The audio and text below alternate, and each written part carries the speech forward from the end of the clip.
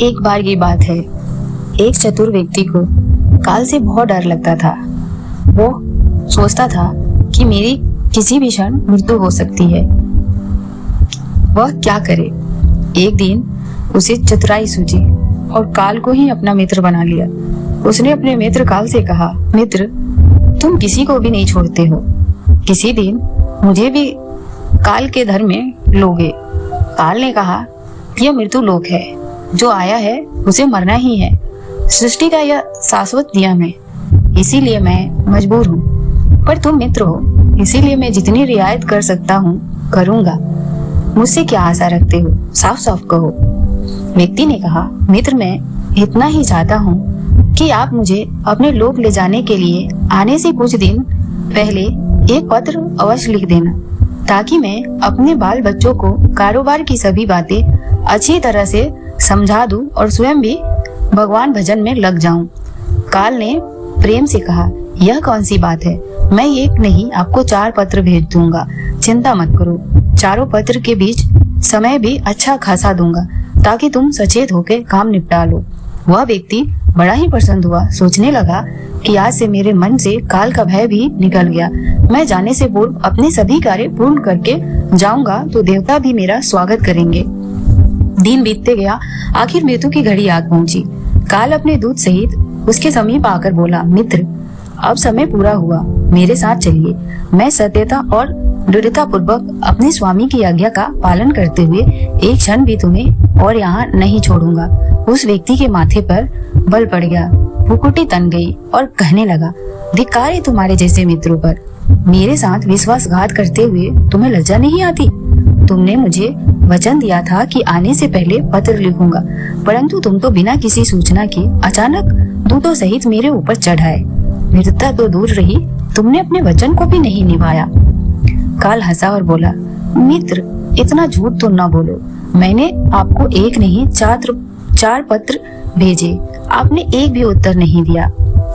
उस व्यक्ति ने चौंक कर पूछा, कौन से पत्र? कोई प्रमाण है? मुझे पत्र प्राप्त होने की कोई डाक रसीद आपके पास है तो दिखाओ।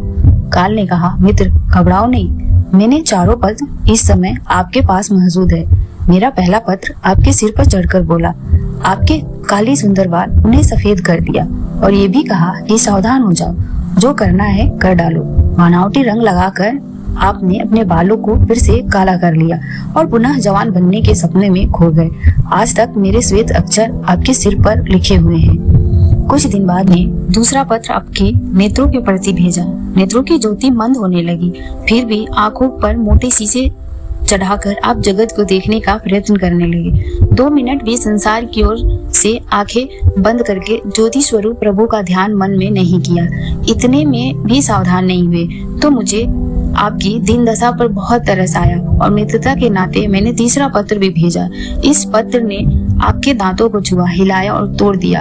आपने इस पत्र का भी जवाब न दिया, बल्कि नकली दांत लगवाए और जबरदस्ती संसार के भौतिक पदार्थ को स्वाद लेने लगे।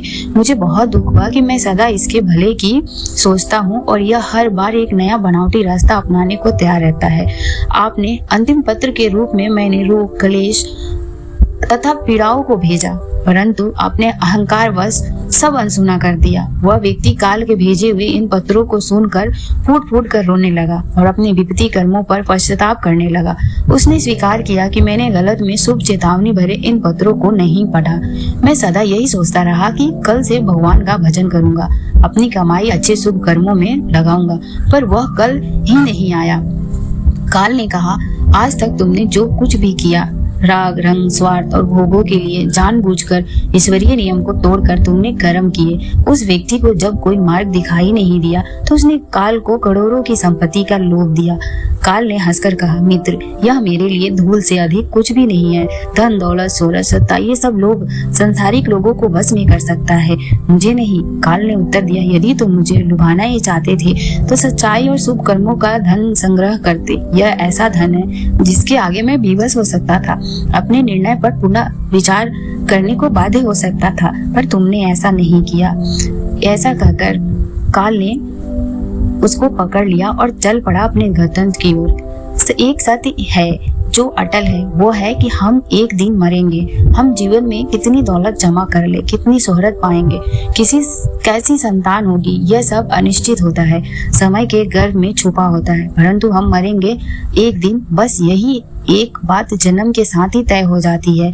समय के साथ उम्र की निशानियों को देखकर तो कम से कम हमें प्रभु परमेश्वर को याद में रखने का अभ्यास करना चाहिए। इसमें तो हर एक को, चाहे छोटा हो या बड़ा, सबको प्रभु परमेश्वर की याद में रहकर ही कर्म करने चाहिए।